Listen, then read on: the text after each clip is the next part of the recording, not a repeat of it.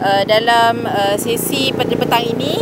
Kami dari Wanita Pakatan Harapan telah menghantar atau membuat satu laporan polis terhadap Datuk Seri Ahmad Zahid Hamidi yang dinamakan dalam laporan ini sebagai Presiden UMNO, Datuk Seri Ahmad Maslan, Setiausaha Agung UMNO, dan juga Datuk Seri Azalina Osman Said, Ahli Majlis Tertinggi UMNO, dalam ucapan yang telah kami tonton di video penerangan UMNO pada 27 hari bulan Sabtu yang lalu. Mereka dalam satu persidangan ataupun taklimat khas Presiden di Dewan Merdeka PWTC telah menyatakan ucapan ataupun dengan niat yang jelas mencaci, menghina dan memfitnah beberapa badan-badan yang sepatutnya bebas di negara kita.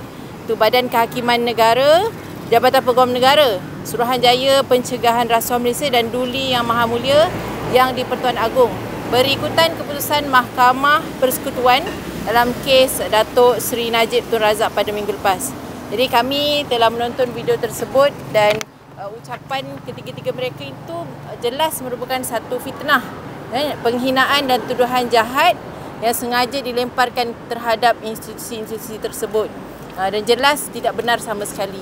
Sekiranya mereka menghormati perbezaan kuasa di antara badan perundangan, sudah tentu mereka menghormati satu keputusan yang sebenarnya akan menegakkan keadilan tentang mereka, walaupun Presiden ataupun Perdana Menteri, mantan Perdana Menteri Malaysia Datuk Seri Najib, dia tetap bersalah.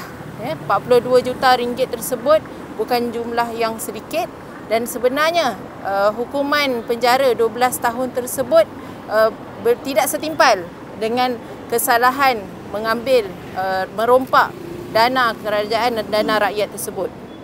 Jadi satu bentuk hasutan yang jelas mengikis kepercayaan rakyat terhadap institusi-institusi utama negara dan boleh menjejaskan keharmonian dan ketenteraman awam, serta menghilangkan kepercayaan negara-negara luar terhadap kebebasan serta integriti badan kehakiman dan institusi perundangan negara.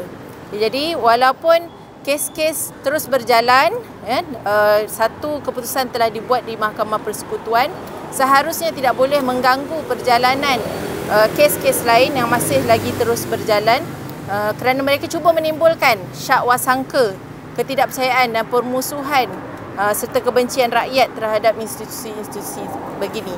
Jadi tuduhan seperti ini merupakan satu kesalahan yang harus disiasat. Kami gesa Wanita Pakatan Harapan menggesa pihak polis memanggil 3 nama yang kami namakan dalam laporan ini untuk disiasat, kerana mereka jelas menghina dan mempertikaikan keputusan yang telah dibuat oleh hakim-hakim Mahkamah Tinggi, Mahkamah Rayuan dan Mahkamah Persekutuan.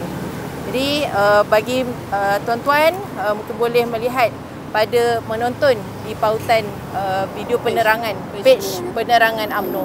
Sekian, itulah laporan yang telah kami hantar tadi, dan saya masih menunggu untuk dipanggil oleh Pegawai Penyiasat Balai Polis Jinjang untuk tindakan terusnya, dan kami tidak akan berhenti sekiranya ada lagi di pihak UMNO ataupun sesiapa juga yang cuba menggambarkan bahawa institusi kehakiman dan perundangan kita tidak berintegriti. Kita akan terus buat laporan.